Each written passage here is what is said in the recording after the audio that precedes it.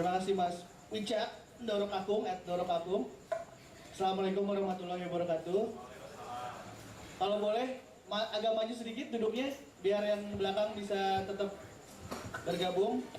Ya, ada wajah-wajah familiar ya, ada sosok di depan harap dipenuhi dulu. Iya.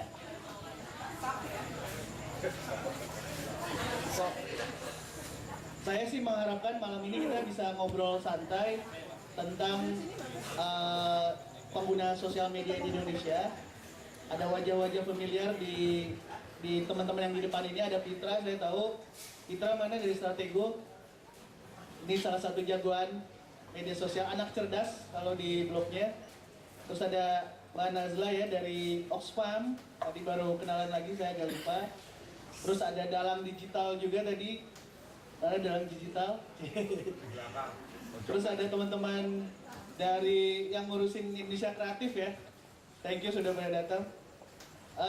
Malam ini mungkin saya akan coba glance aja agak sedikit cepat. Jadi latar belakangnya gini.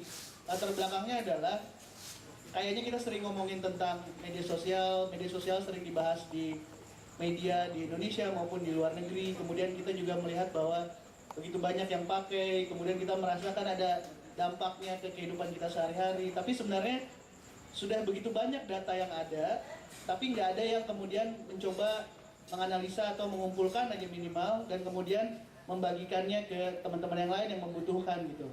Nah malam ini kebetulan sebagai bagian dari effort kita merapihkan atau menata percakapan di Indonesia ini, kita coba rilis report yang kita bilang namanya Saling Silang Report yang pertama.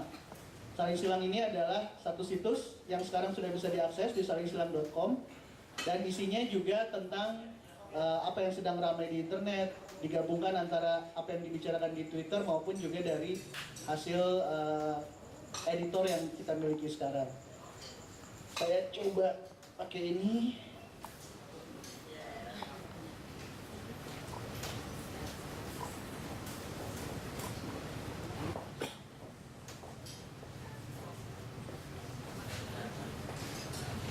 Oke, pertama ini yang tadi saya cerita. Kita dibahas di berbagai media internasional, di CNN, di Fast Company, di Guardian, katanya Indonesia is Twitter Nation, Facebook Nation. Tapi sebenarnya apa sih yang kita tahu sebenarnya tentang perilaku pengguna media sosial di Indonesia sendiri? Salah satunya adalah, ini kita skip dulu, ini adalah bagian dari apa yang tadi saya ceritakan, bahwa salingsilang.com sempat ada, sudah pernah di launching tahun lalu, Juni 2010, tapi masih kurang apa ya namanya, kurang pas gitu, kita kembangkan lagi dan sekarang sudah bisa diakses. Kita kasih nama salingsilang.com versi 2. Nanti kita bisa sama-sama lihat juga. Tapi nah yang buat saya menarik dan nanti mungkin mohon dikomentari sama 3 bidadari dan juga dari teman-teman yang hadir di sini, benar nggak sih gitu apa yang kita temukan di sini tuh feelingnya betul atau enggak gitu. Bisa jadi salah, bisa jadi betul, bisa jadi sesuatu yang baru, bisa jadi sesuatu yang saya sih udah tahu gitu. Salah satunya adalah misalnya bahwa pengguna Twitter di Indonesia sekarang sudah sangat lumayan banyak. Kita memproduksi 15% dari seluruh tweet yang diproduksi di dunia. Kita nomor 3 dalam jumlah volume tweet yang kita produksi setelah Brazil dan kemudian Amerika. Jadi Brazil, Amerika, dan kemudian Indonesia.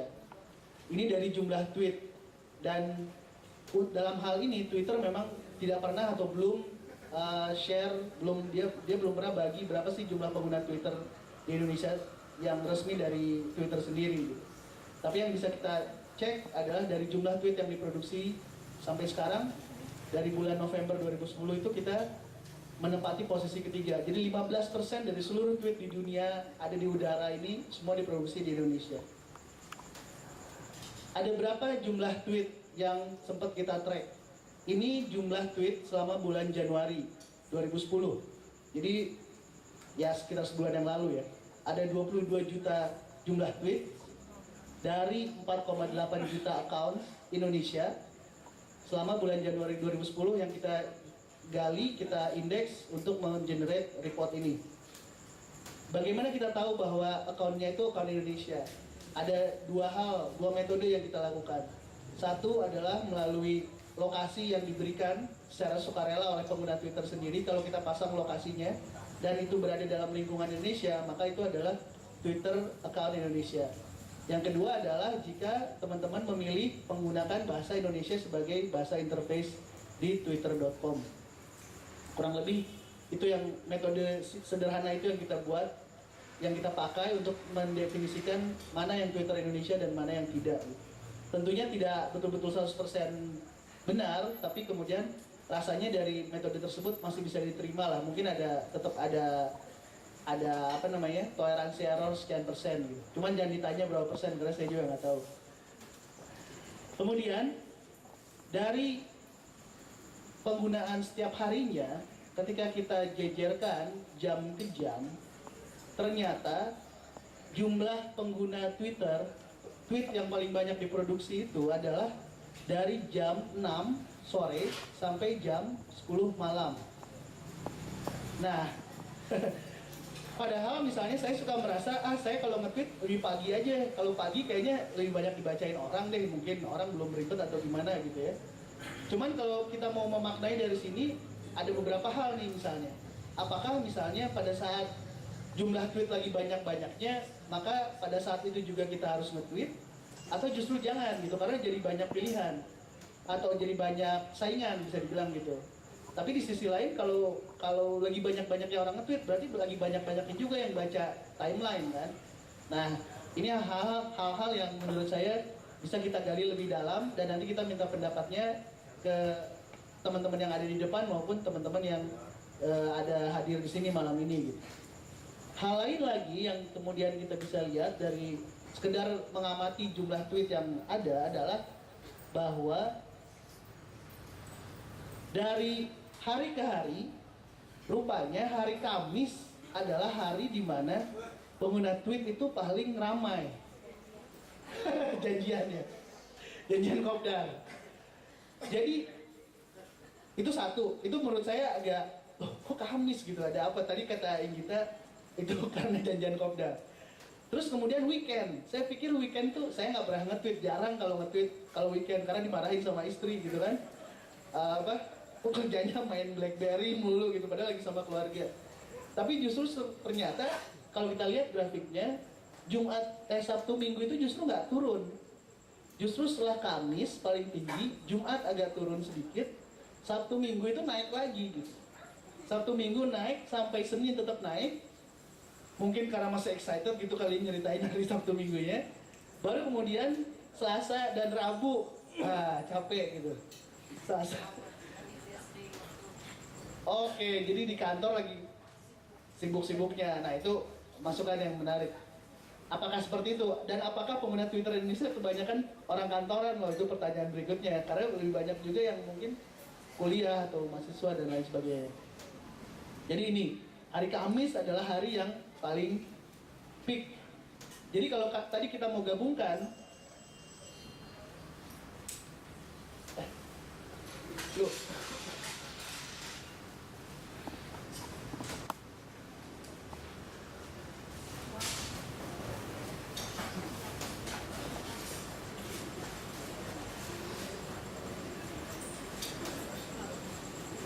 jadi kalau kita mau gabungkan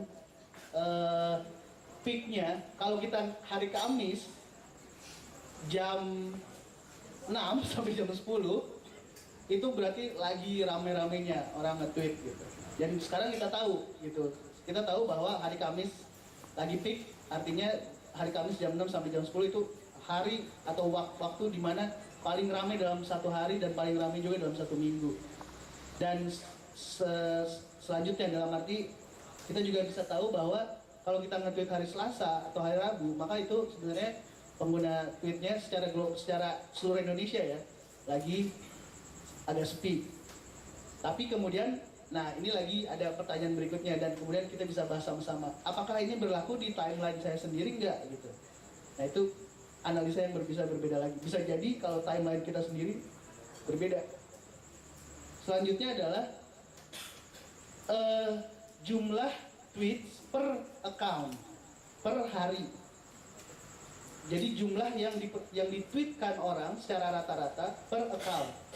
Dan ini juga agak mengejutkan karena ternyata orang kalau di weekend justru nge-tweetnya lebih rajin. Rata-rata 5,6 sampai 6 tweets per account. Karena ini dirata-ratakan. Kadang-kadang kan ada yang kayak Doro Kakung nge-tweetsnya 50 kali sehari gitu kan. Ada yang mungkin cuma 5 kali sehari, ada yang macam-macam.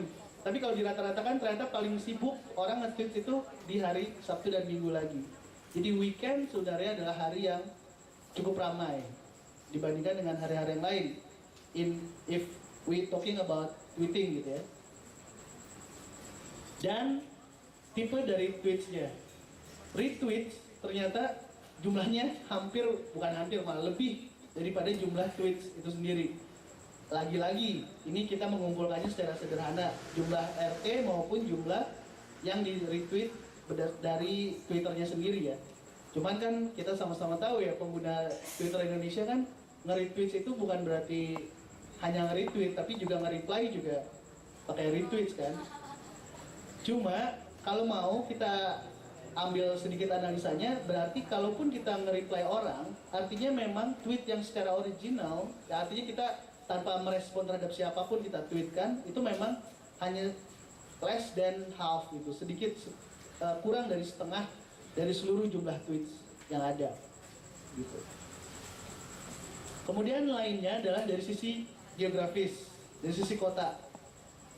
Jakarta kalau kita feeling aja pasti paling ramai, sekitar 20% dari seluruh pengguna, dari seluruh tweets itu datang dari Jakarta. Cuman yang menarik adalah bahwa Jakarta dan kota berikutnya tuh nggak terlalu jauh. Kota berikutnya itu Bandung. Jadi Jakarta 16%, Bandung 13%. Nggak terlalu jauh ya. Entah Jakartanya yang nggak terlalu banyak nge-tweet atau Bandungnya yang lebih rajin nge-tweet. Tapi sebagai apa ya? Sebagai informasi, ini tuh nggak persis ada di Bandung ya. Mungkin bisa dibilang Bandung dan sekitarnya gitu. Jakarta pun Jakarta dan sekitarnya. Mungkin ada orang Ciamis yang ngaku Bandung juga itu ya. Bisa juga. Padahal Ciamis Bandung itu ada 5 jam Jakarta. Ya, kalau untuk dalam kategori ini Bandung ya, Bandung dan Jawa Barat sebenarnya bisa dibilang. Cuman konsentrasinya lebih banyak di Bandung.